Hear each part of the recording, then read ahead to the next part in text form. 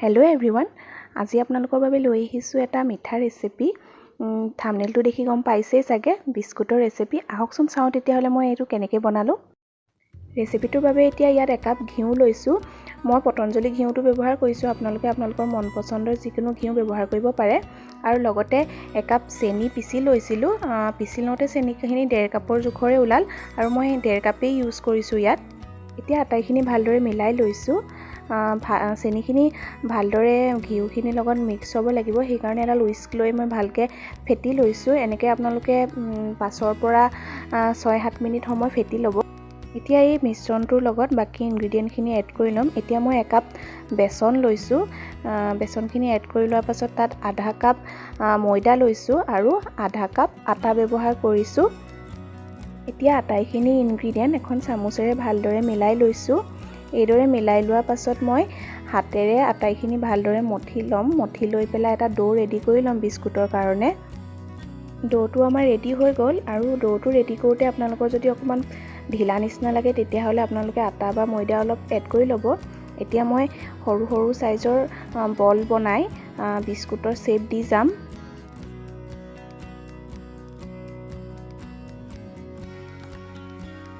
এইদৰে আটাইখিনি biscuit ready কৰি ল'ম। আপোনালোকে সৰু ডাঙৰ কৰিব পাৰে চাইজটো।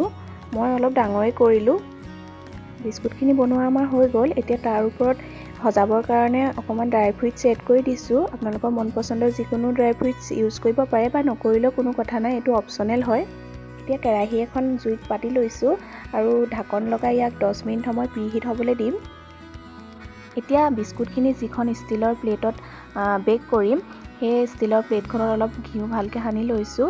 আৰু এইটো ষ্টেপ আপোনালোকে স্কিপ নকৰিব, নহ'লে বিস্কুটখিনি লাগি ধৰাৰ চান্স থাকে। এতিয়া বিস্কুটখিনি এটা এটাকৈ প্লেটত দি লৈছোঁ। মাজে মাজে অলপ গেপ ৰাখিছোঁ যাতে বিস্কুটখিনি ফুলিবলৈ ঠাই থাকে। এতিয়া আগতে গৰম কৰি লোৱা কেৰাহীখনৰ পৰা ষ্টীলৰ থালখন আঁতৰাই লৈছোঁ। তাত এতিয়া মই ষ্টীলৰ প্লেট এখন ষ্টেণ্ড হিচাপে ইউজ কৰিছোঁ আৰু তাতে বিস্কুটৰ প্লেটখন দি বিস্কুটবোৰ অলপ গেপ কৰি দিছোঁ। এতিয়া এখন ঢাকন লগাই ল' ফ্লেমত 15 মিনিট সময় বেক কৰি ল'ম। আৰু ঢাকনখনত এই হোলটোৰ পৰা এয়াৰ পাছ নহ'বলৈ তাত অকণমান আটাৰ লাৰু লগাই দিছোঁ। প্ৰথমতে বনোৱা বিস্কুটখিনি আমাৰ ৰেডি হৈ গ'ল। এইদৰে আটাইখিনি বনাই ল'লোঁ।